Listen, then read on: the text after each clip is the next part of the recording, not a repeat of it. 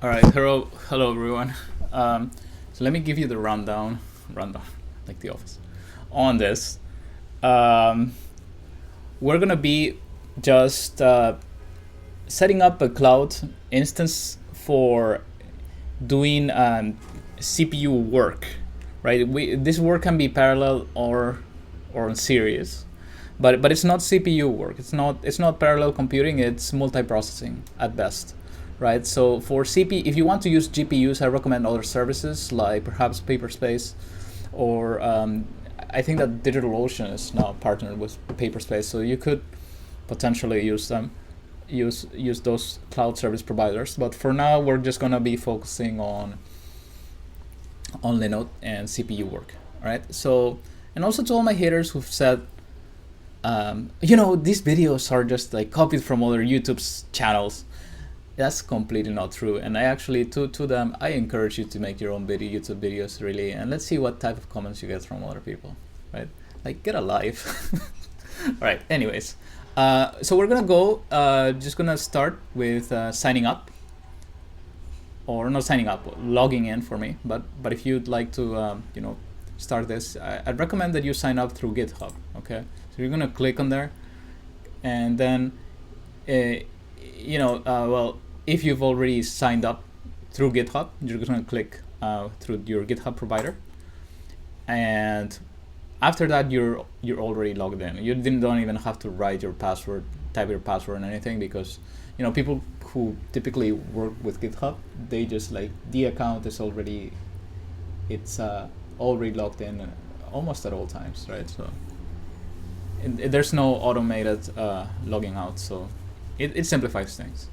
All right, so now what you're gonna do is we're gonna create a Linode, this is an instance, or you could call it a task also if you're more familiar with what a task is. But basically, we're gonna be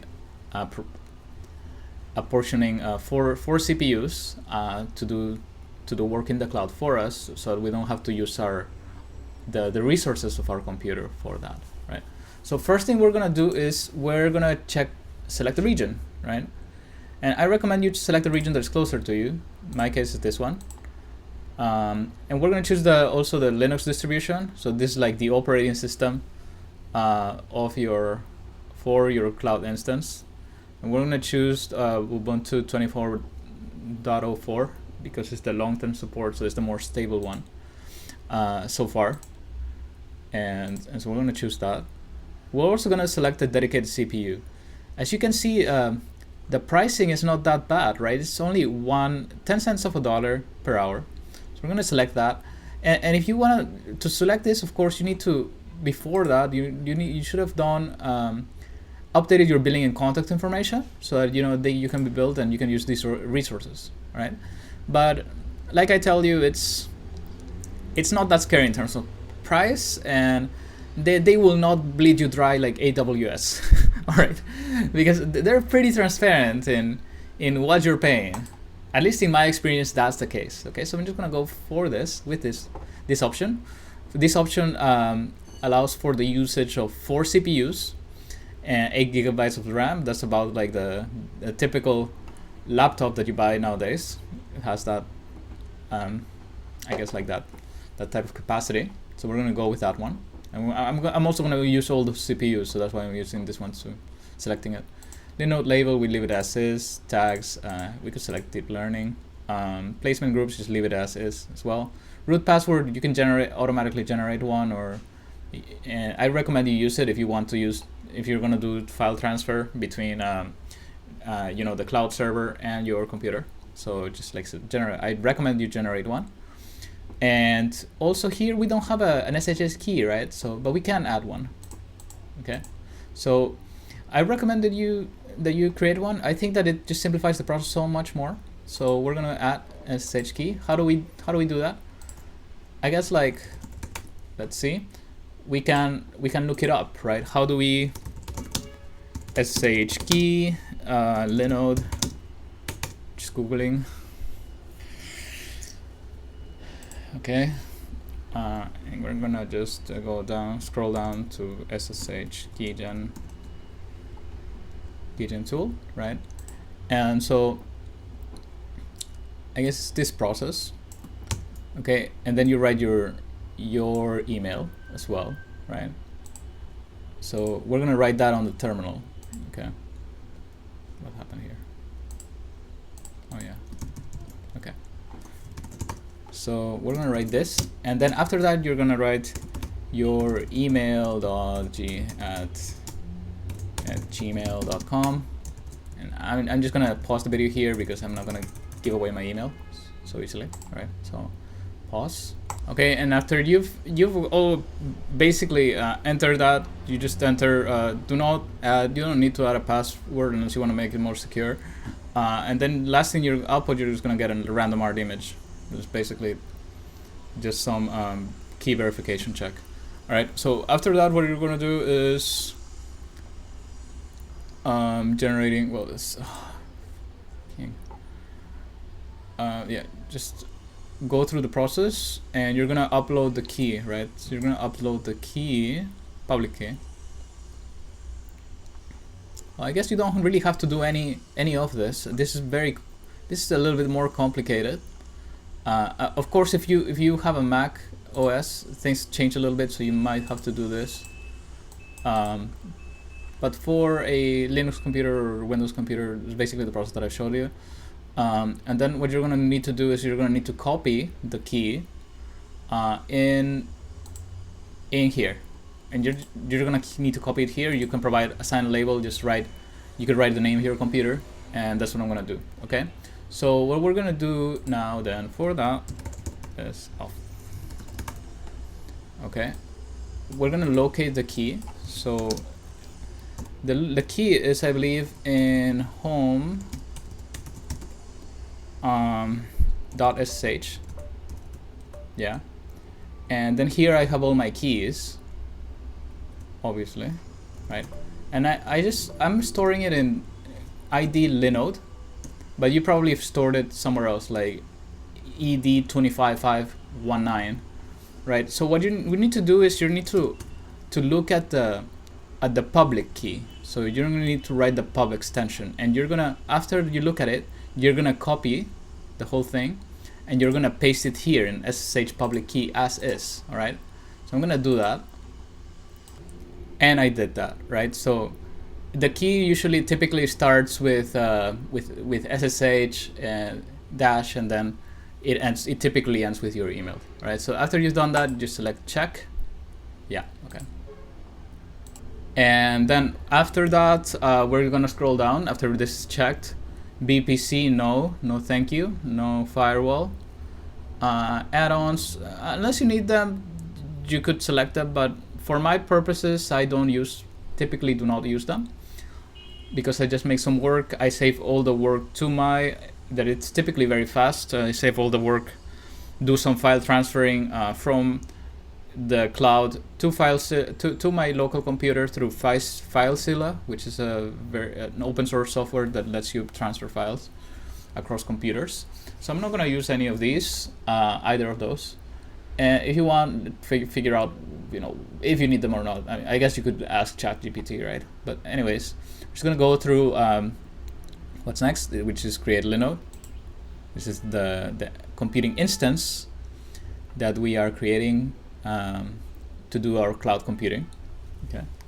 And now provisioning is just basically making calls to the server in Miami here in this case, so that it can provide 4 CPUs for us to use, and just kind of like provide a regular computer.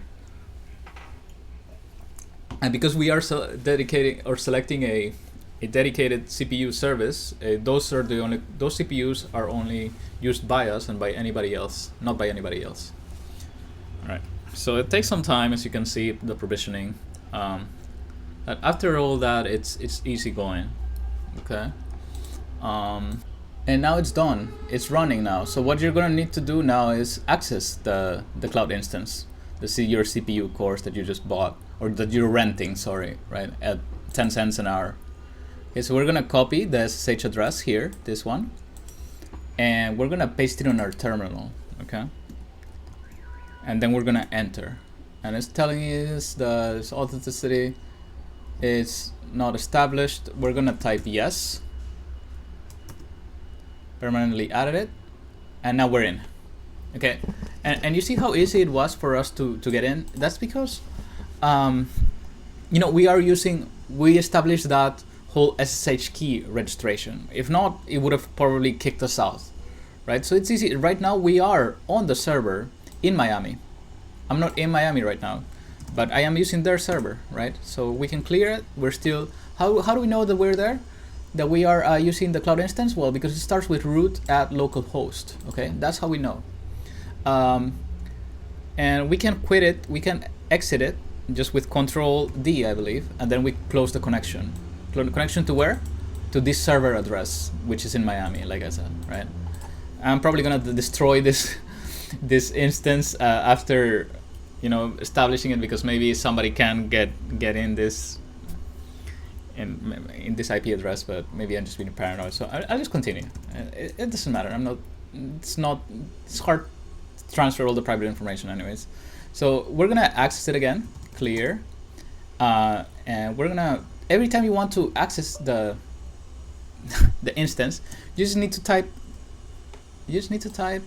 that line again, SSH access, and it will let you access each time that you enter it, right? So we're here now. We're in that cloud instance. All right, sorry, I'm being very repetitive.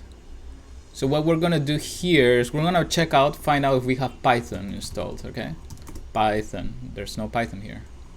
So it's telling us to run sudo apt update. Sounds like karate.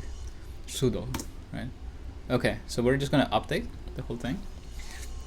And after we run the update, we're probably on that cloud server. That is, of course, here, right? It's probably gonna install a couple of software that we'll find handy, right? So now if we write Python, we'll probably get it. Oh, it's not there. Python 3. Yeah, sure. Yeah, we have Python now, right? Okay, so we're just gonna exit Python in our computing server.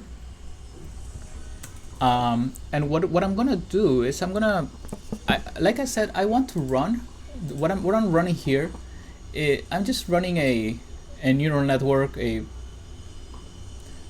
that has been built already, not by me, but by another group.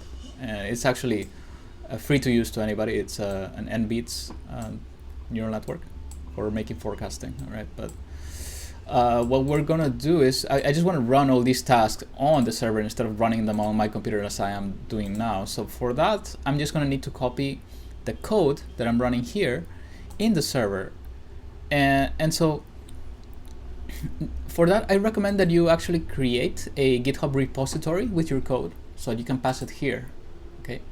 And so of course the question that may come to mind is, well, yeah, we can copy the repository, the repo maybe, right, in our cloud server or service provider or cloud instance, but how do we make them communicate with each other, right? So, okay, sorry for the interruption. Jesus. Okay. So yeah, like I said, how do we make them communicate with each other, and how do we do that without much, typing of password all the time, right? Of course, the answer to that is establish an SSH key between GitHub and the cloud service provider, and the cloud instance, right?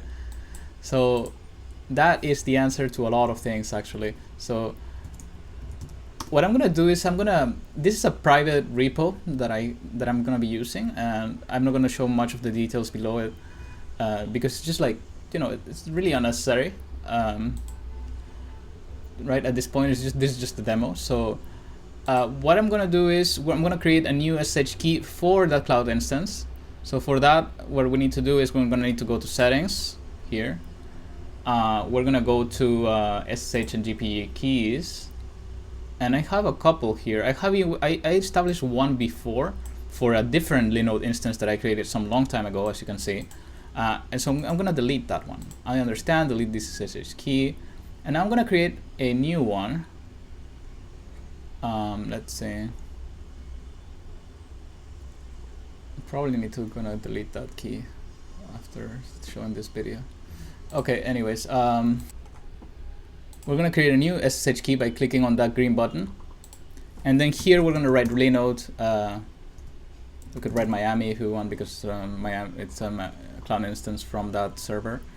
Authentication key, we'll leave it as is. And we're going to go through a very similar process as we've done already for the Akamai Linode SSH key, right, between our computer and the cloud instance. Now we're going to do one from GitHub server to the cloud instance, which is different, right? GitHub is its own server. All right, so what we're going to do is we're going to add SSH key, and then we can go Google SSH key generate GitHub, right? And generating an SSH key and adding it to the SSH agent. And we scroll down all the way to key. And it's the same process, right? You can see this is the same thing. Just copy this whole thing and replace your email by this placeholder. I mean, replace this placeholder by your email. Okay, that's it. Yeah. So anyways, what you needed to do is you needed to create the SSH key here in your cloud instance. So you access your cloud instance, and then you type this in your cloud instance.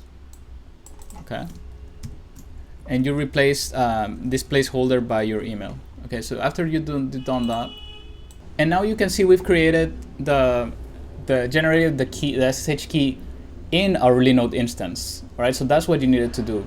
And the thing is that in here you could have saved it as just press enter all the way, because we haven't generated an SSH key for our Linode instance ever. So we could do that. We didn't have to like rename it something else, because we're not doing it in our cloud computer, in a local computer. We're just doing it in this cloud instance anyways. So now what we need to do is we're going to need to copy the public key that we just generated. And so the public key is probably in, let's see, it's probably in the SSH folder. You just need to write .ssh, and then that's probably where our keys are. And this is the public key we generated. Okay, so you need to copy that. And as I mentioned, I'm just not going to show it here, but if you type this, your SSH key is going to appear below it, and you're just going to select it, copy, and paste it in. We're going to delete this because this was not done the right way. Okay, and you're going to copy it here. Okay, what you paste below the terminal, this terminal space. All right, you're going to copy paste it here, and just give it a title. I'm just going to call it GitHub to Linode, and then just click on add SSH key. Okay, and I'm going to do all that right now, and it's done. Okay, you see that now it's generated, and this is the key. This key was generated through our cloud instance, so it can now communicate with GitHub. The cloud instance can communicate with GitHub. So that's all great. So now what we've done after that is we can just go back to our private repo, and we can copy it with SSH. We can clone it with the SSH. We can clone it with the SSH key, right? Approach, right? We don't have to go HTTPS. For HTTPS, you need to provide your username and password from GitHub all the time, but because we've already linked our GitHub server with the cloud instance, we just go through this option, and we copy it, right? And now we're gonna paste it in our cloud instance, git clone, and then the clone, the name of the repo. Okay, this key is not known by any other names. Are you sure you want to continue connecting? Yes. Okay, and it's added it, and it's that easy, right? So now we can check what we have here, and we have the repo. Now the repository is here. Okay, and we can access the repository, and we can do all things in the repository. I have a requirements file here. And so requirements file, I'm going to do a pip install of all the packages that I use for this private repository. Okay, so if you're doing some, you're running some Python code, you probably have dependencies, right? So usually it's best practice, I recommend that you put them all in one file, and then you just run pip install on that thing. So let me see, first of all, if I have pip install. I do not have it, right? So I install it here with apt install. Yes. And then it takes some time to install. Installation of this thing. No. I'm just gonna pause it. Done. All right. So now pip install is there. To do something here. What you need to do, of course, first, if you want to install a lot of different packages, it's recommended that you create a virtual environment. So what we're going to do is we're going to create a virtual environment with this handy tool called virtualenv VM. And it's not installed either, right? So we're going to copy. Oh, sorry, what happened? Yeah. So we're going to copy what is being recommended by the terminal at apt install python 3 virtualenv. We're going to paste it. And it's going to install. Yes. And we're installing a package that manages the installation of packages. Well, no, we're installing a package that manages the installation of virtual environments. Okay, so that package is called virtualenv. And now we're going to use virtualenv after this because it's already installed. Virtualenv. Yeah, it's recording. And then we're going to create a virtual environment called VM. How creative, I know. Yeah. And it's just like that, it's created now. So if we can see that now we have a VM virtual environment, and this is where everything will be housed within our virtual environment. We don't really need to care about that. We just need to care that it exists, that we've created it, right? So to access our virtual environment, we're gonna type source VM bin and activate. Okay? And now we are within our virtual environment. Now that we are in our virtual environment, we can do the pip installation of all our packages, our required packages, right? So pip install our requirements.in in our virtual environment VM. Okay, don't forget that. You need to be inside to do all this bulk installation. And so now when we do that, now it installs it in a very easy and neat way. Okay, it's installing a lot of machine and deep learning packages here. Torch, neural forecast, which is the package I'm using to use some specialized neural networks. And installing Torch takes a while. So I'm just gonna pause the video again and until this is done. Actually, while this is installing, I'm gonna check and tell you a little bit about FileZilla, right? So FileZilla, if you haven't installed it, I highly recommend it if you're gonna do file server transfer, transfer files with different computers, right? Of course, take my word with a grain of salt there, because I mean, I haven't really done much research on different file transfer protocols, but this is typically what I use when I am transferring files between my computers or computers that I know that I have complete access to, right? Which is the case when you're working with cloud server, with instances, right? It's because they're technically your computer because it's a dedicated server. Those CPUs are only accrued to you and nobody else, right? So let's see if it's done already. No, it takes a while, like I said. Okay, now and it's almost done, the Torch installation. But for file transfer, what you do is you just need to go to Site Manager. No, you don't do that.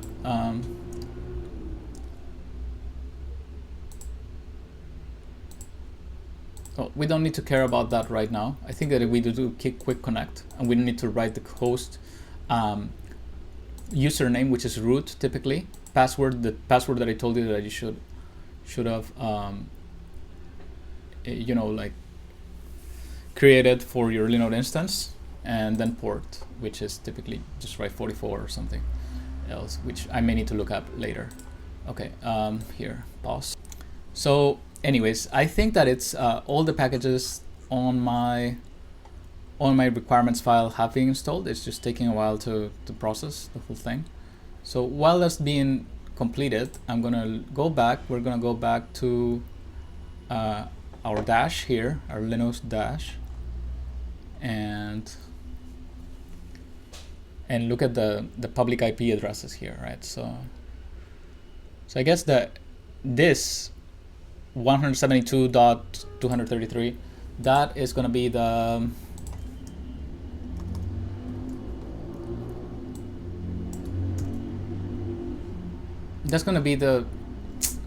sorry. That's going to be the host. The host is going to be the address. The username is going to be root. Why? Because you're root, right? You are root here. You see it? And port, I believe that we could just leave it blank, or maybe put a random port there. But password, like I said, it's the password that you've had established for your cloud here, for your cloud server.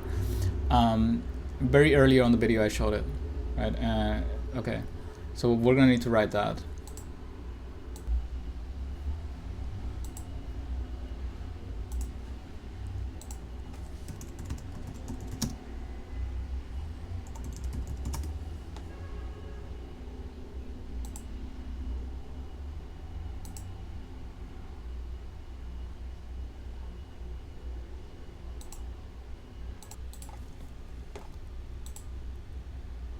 Oh, I think that my video cut off somewhere, and I don't remember exactly where, but the last thing that we've done, I think, right, was that we established some connections just right in port 22.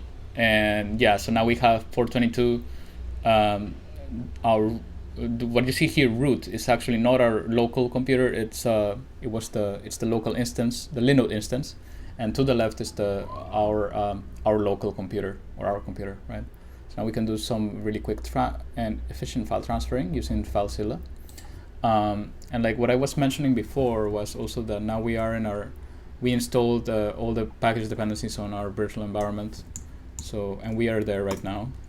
Okay, and what we're gonna do now is, like I mentioned, I closed some windows, but I was doing some task, deep learning task on my local computer. We're gonna pass that on to our Linode instance. Okay, so that we don't add any workload to our computer.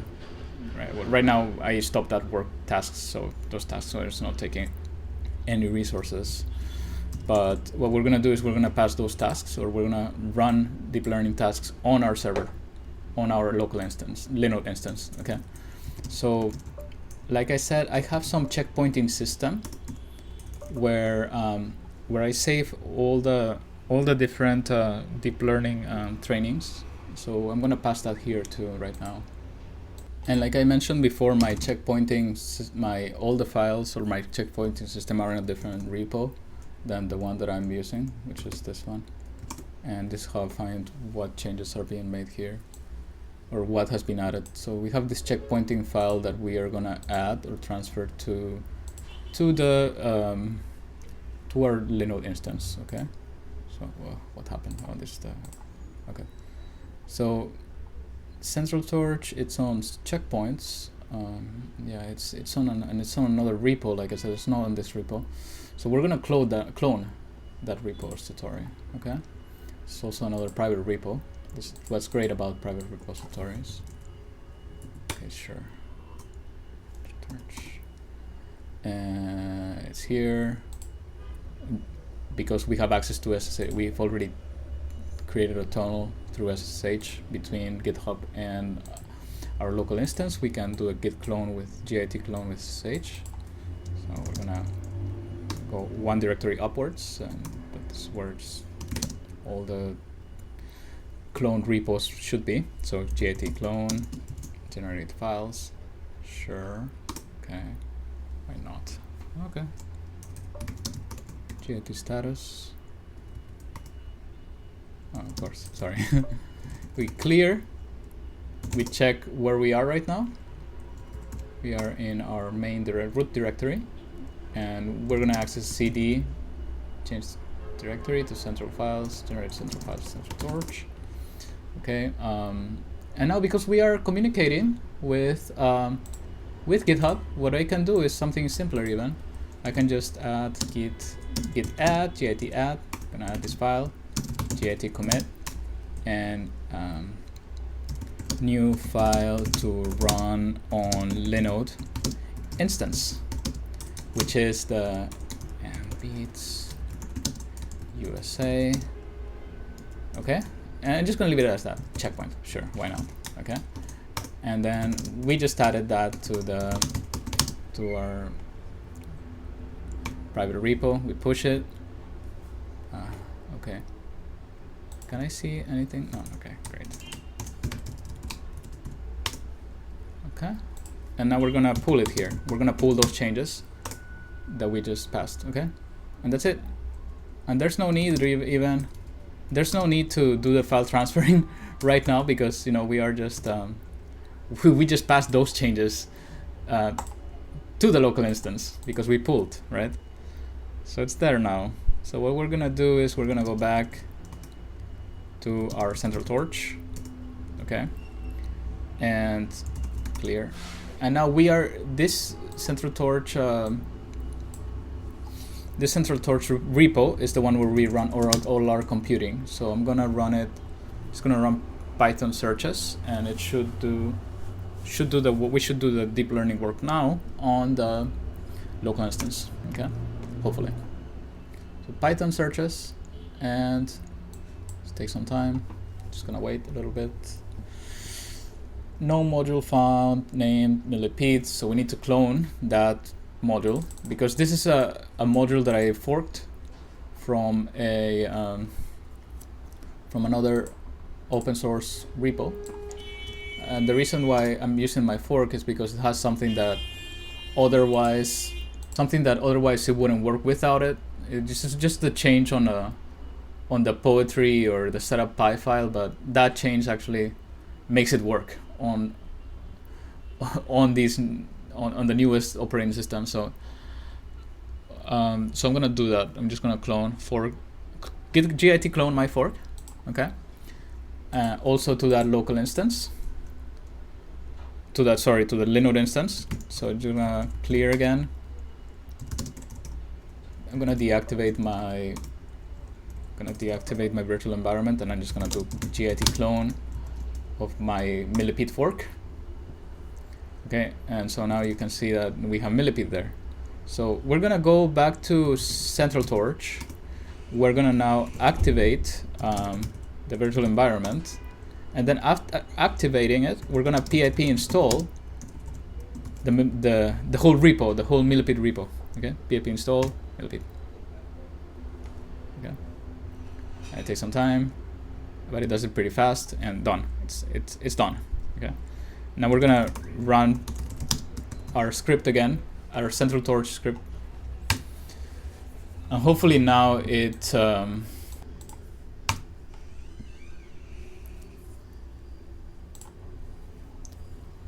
okay. Sorry. So now you can see that we've started on the checkpoint. The checkpointing system works. We start on trial 29, which is where we left off on our local computer. As you can see, we are running on the server, and it runs particularly fast because I think that the server is a little bit the cloud instance has a better capacity than my local computer does. So you can see we're already on trial 32 and runs pretty fast. Trains and then just evaluates on several different windows. So you can see we started in 29, we're already on 33. And it just runs lightning fast. Okay, let's see. And where are we saving, you may ask me, right? So we can open a separate terminal. We can access we're gonna have to access it again. Where do we access it? We click on our Linodes. It's this one. Click on the address to access the instance. We copy, we paste it, and we access it here on a different tab. Okay, we're on trial 37 right now, right? So as I mentioned, I typically use a different repo to save my all the files that are being generated, right? Git status, and we can see there's an update here. Which is this is the repo where I save the files or generate the files. We can see there's an update because when we are doing version controlling, which I also recommend you do version control for your files if you want to keep everything neat and you have ton of files. You know, what's great about version control is that it can tell you when the files are modified, even if they are checkpoint files that basically are encoded with binary or assembly language, right? Sorry. So yes. So you can see that there's a file. There's a change on our file, on our checkpoint file. Why? Because we're already in trial 44, right?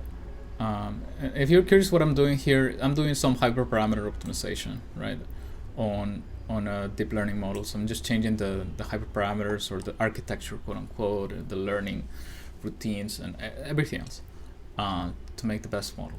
So yeah, that's why there's different trials and different epochs for per trial, or that's why there's different trials and each of them have an X amount of epochs, right?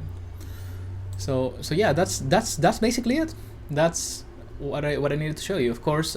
But that's it. Okay, and now it's running another study that I selected, that I programmed it on through Python, right? I'm just running it 50 times. So this one is also running 50 times. I check git status. Now it created a new file, right? But yeah, so that's it.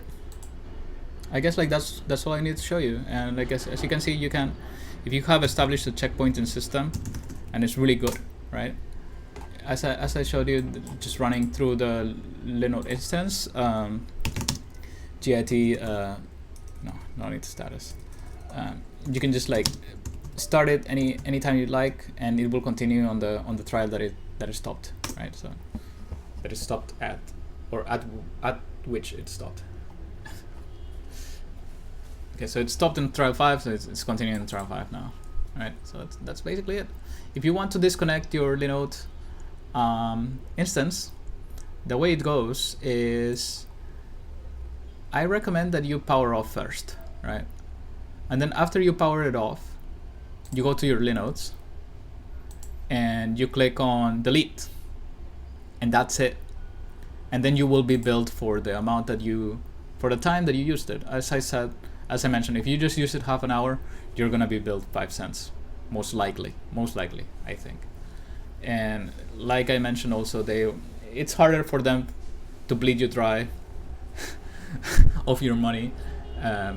It's harder because the structure that they use, they're more transparent than AWS, I mentioned. Anyways, at least opinion, right? Opinion. It's not, I'm not saying anything like, I'm not dealing with absolutes. I'm just saying, in my opinion, because up to like very recently, I've been billed like $1 to $5 for AWS cloud service that I don't really use, right? I even like deactivated, I think, my AWS account, and they kept billing me, but I solved that issue anyways. Thank you so much for watching up until this time. I hope that up until this minute, I hope that it helped you out, and that maybe you had a few laughs here and there. I know that this video was made kind of like in an improvisational way, so there are some errors, some bloopers here and there that you may find, right? With like as I mentioned, I made some mistake about establishing an SSH key in my computer instead of in the Linode instance, but yeah, it's because it was improvised and not rehearsed. Okay. Yeah, so not rehearsed, not copied from some other YouTuber. It's just like what I do.